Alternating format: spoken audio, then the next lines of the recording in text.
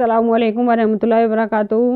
तो उम्मीद करते हैं आप सब खैरियत से होंगे। तो अल्हम्दुलिल्लाह हम भी खैरियत से। बने रहिएगा हमारे साथ शुरू से आखिर तक।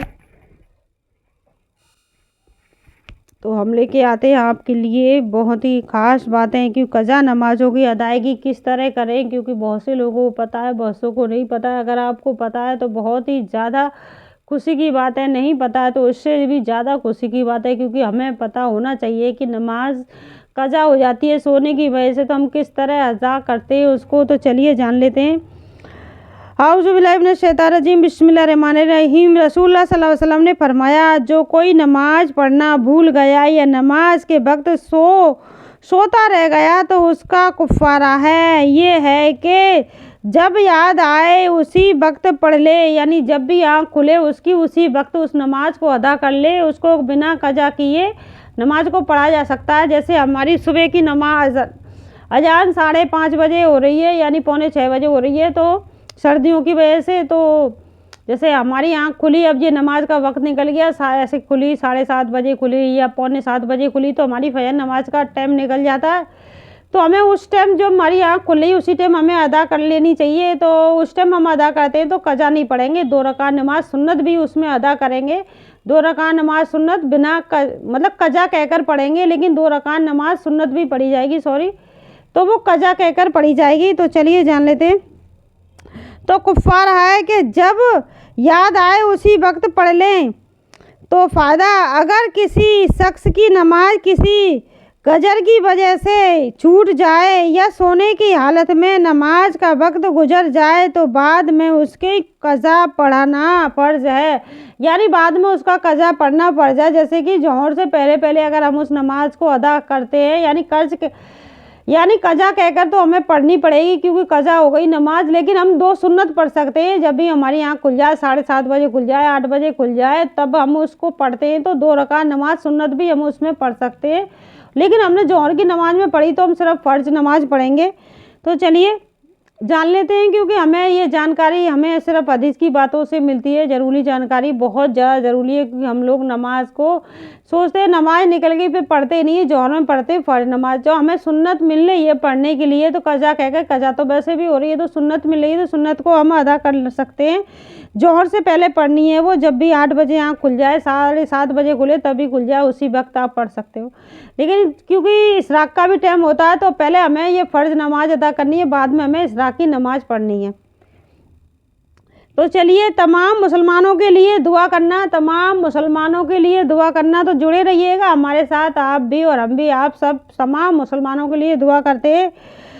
अगले पिछले तमाम मुसलमानों के लिए दुआ मग़फ़िरत इस तरह करें, रब्बनाग़फ़िरली लना वली, यानी रब्बनाग़फ़िरली लना वली इख़्वानिना अल्लज़ीना सबक़ूना बिल ईमाने वला तजअल फ़ी क़ुलूबिना गिल्लन लिल्लज़ीना आमनू रब्बना इन्नका, यानी ये तमाम मुसलमान भाइयों के लिए दुआ है ये तो है। तो चलिए आगे बढ़ते हैं। अच्छे अखलाक पर जन्नत के आला दर्जात,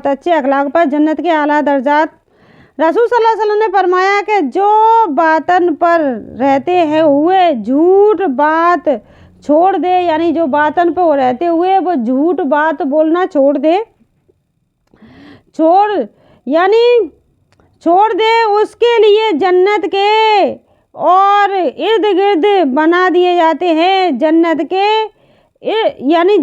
जो इर्द गिर्द होते हैं, जो किनारे बनाए दिए जाते हैं, जन्नत के इर्द गिर्द घर बना दिए जाते हैं। जन्नत के इर्द गिर्द घर बना दिए जाते हैं। उसके लिए जो झूठ बोलना छोड़ देता है, उसके लिए जन्नत के इर्द गिर्द घर बना दिए जाएंगे। और जो हक पर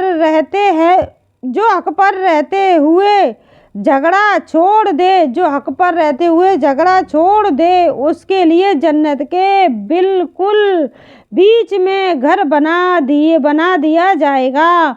और जो जिसके अखलाक अच्छे हों उसके लिए जन्नत के आला दर्जा पर घर बना दिया जाएगा। जिसके अखलाक अच्छे होंगे तो जन्नत के आला दर्जे पर घर बनाया जाएगा। یعنی ہم جو بھی لڑائی ہو رہی ہے کسی میں بھی ہو رہی ہے اور ہم اس بات کو کہہ سکتے ہیں وہ حق کی بات ہے، لیکن ہم چھوڑ دیتے ہیں اللہ کی رضا کے لیے، تو اس کے لیے یہ مکان جنت میں بنائے جائیں گے۔ تو ایک گناہ کے بارے میں جان لیتے ہیں، مسلمانوں کو تکلیف پہنچانا۔ قرآن میں اللہ تعالیٰ فرماتا ہے جن لوگوں نے مسلمان عورتوں کو تکلیف پہنچائی، پھر توبہ نہ کی، پھر توبہ بھی نہیں کی، تو اس کے لیے دوزخ اور سخت جلنے کا عذاب ہوگا۔ مال جمع کرنے کے خوشی ہونا، یعنی مال جمع کرتے ہیں لوگ باگ خوش ہوتے ہیں، خوش ہونا، مال جمع کر کے خوش ہونا۔ قرآن میں اللہ تعالیٰ فرماتا ہے جو شخص اتنا ہی عرص و لالچ سے مال جمع کرتا ہے اور پھر وہ خوش سے اس کو بار بار گنتا ہے اور سمجھتا ہے کہ ان کا یہ مال اس کے پاس ہمیشہ رہے گا، ہرگز نہیں رہے گا، بلکہ اللہ تعالیٰ اس کو ایسی آگ میں ڈالے گا جو ہر چیز کو توڑ پھوڑ کر رکھ دے گی۔ یعنی جو انسان مال کو بار بار گن کر رکھتا ہے کہ میرا اتنا ہو گیا گن کر رکھتا ہے اور وہ سوچتا ہے یہ مال میرے پاس ہمیشہ رہے گا، ہرگز اس کے پاس نہیں رہے گا۔ تو جنت اور جہنم کا ایک ایک قطرہ، رسول صلی اللہ علیہ وسلم نے فرمایا اگر جنت کا ایک قطرہ تمہاری اس دنیا میں تمہارے پاس آ جائے تو ساری دنیا کو میٹھا کر دے، اور اگر جہنم کا ایک قطرہ تمہاری دنیا میں آ جائے تو ساری دنیا کو تمہارے لیے کڑوا کر دے۔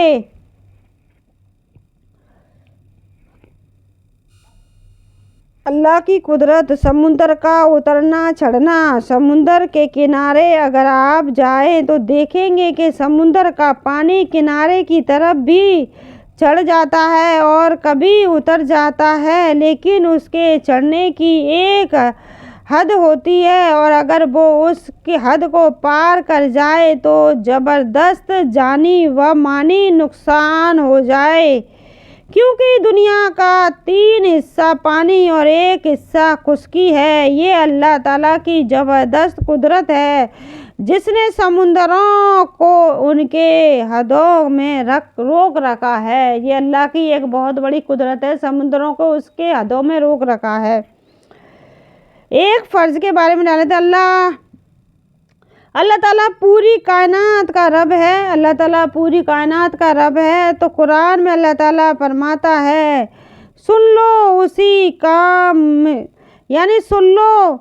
ایسی کام ہے پیدا کرنا اور حکم چلانا، اور وہ بڑے کمالات والا اللہ ہے جو تمام عالم کا پروردگار ہے۔ خلاصہ پوری دنیا کا رب اللہ تعالیٰ ہی ہے، بے شک اللہ، لہٰذا ہمارے لیے ضروری ہے کہ ہم اس پر ایمان لائیں اور اس کا حکم مانیں۔ ہمارے لیے ضروری ہے کہ ہم اللہ پر ایمان لائیں اور اس کا حکم مانیں۔ تو جان لیتے ہیں ام المومنین حضرت خدیجہ کے بارے میں جان لیتے ہیں، یہ قصہ بہت ہی پیارا ہے، تو چلیے بنے رہیے گا، جان لیجیے گا۔ تو اسلامی تاریخ کی حضرت خدیجہ رضا بنت خولد بڑی با کمال اور نیک شریعت خاتون تھی۔ ان کا تعلق قریش کے محاذ خاندان سے تھا، بہت ہی نیک تھی اور محاذ خاندان سے تھا۔ وہ خود بھی بااثر اور کامیاب تجارت کی مالکن تھی۔ ان کی پہلی شادی ابو حالہ سے ہوئی جن سے 2 لڑکے پیدا ہوئے۔ ان کے انتقال کے بعد دوسری شادی حقیقی بن عزیز مجرومی سے ہوئی۔ ان سے 1 لڑکی پیدا ہوئی۔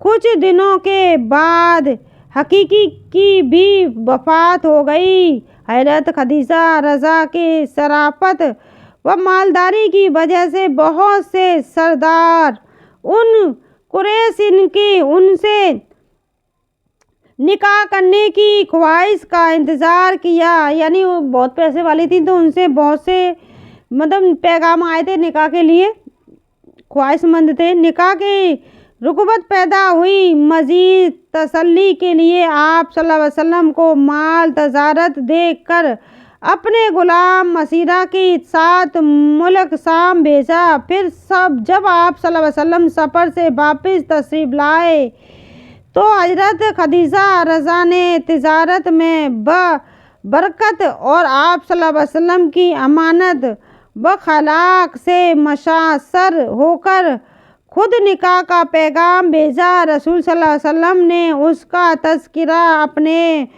مشفق چچا ابو طلحہ سے کیا۔ انہوں نے بخوشی منظور کر کے حضرت خدیجہ رضا سے آپ صلی اللہ علیہ وسلم کا نکاح کر دیا۔ اس وقت حضور صلی اللہ علیہ وسلم کی عمر 25 اور حضرت خدیجہ رضا کی عمر 40 سال تھی۔ حضور صلی اللہ علیہ وسلم کی 25 تھی اور خدیجہ کی 40 سال تھی۔ سوال: اللہ تعالیٰ پوری کائنات کا رب ہے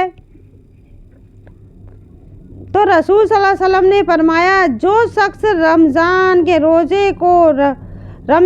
روزوں کو رکھنے کے بعد سوال کے روزے ہوتے ہیں، رمضان کے روزے کے بعد سوال کے 6 روزے بھی رکھے تو وہ پورے سال کے روزے رکھنے کے برابر ہے۔ فائدہ: جو شخص سوال کے پورے مہینے میں کبھی بھی ان 6 روزوں کو رکھے گا تو وہ اس فضیلت کا مستحق ہوگا۔ پورے مہینے میں کبھی بھی سوال کے جو 6 روزے ہوتے ہیں چھوٹ جاتے ہیں، وہ روزے رکھے گا، کبھی بھی آدمی بھی ہے کوئی بھی سوال کے 6 روزے پورے مہینے میں کبھی بھی رکھے گا، اس ثواب کا مستحق ہوگا وہ۔ منافق کی نشانیاں: رسول صلی اللہ علیہ وسلم نے فرمایا منافق 3 نشانیاں ہیں۔ جب بات کرے تو جھوٹ بولے، وعدہ کرے تو پورا نہ کرے، جب کوئی امانت رکھی جائے تو اس میں خیانت کرے۔ یہ منافق کی 3 نشانیاں ہیں۔ موت اور مال کی کمی سے گھبرانا: رسول صلی اللہ علیہ وسلم نے فرمایا آدمی دو چیزوں کو ناپسند کرتا ہے حالانکہ دونوں اس کے لیے خیر ہے۔ ایک موت کو، حالانکہ موت فتنوں سے بچاتی ہے۔ دوسری مال کی کمی کو، حالانکہ جتنا مال کم ہوگا اتنا ہی حساب کم ہوگا۔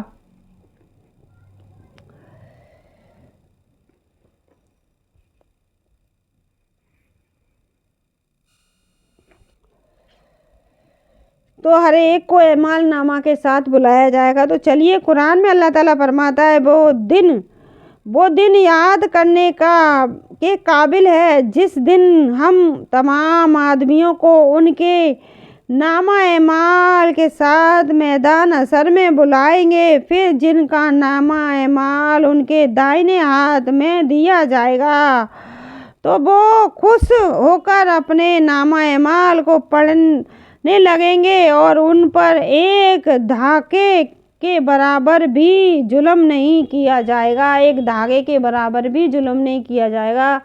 ہر انسان کا میدان حشر میں بلایا جائے گا، ان کے ہاتھ میں اعمال نامہ دیا جائے گا، وہ اپنے اعمال ناموں کو پڑھ کر بہت ہی خوش ہوں گے۔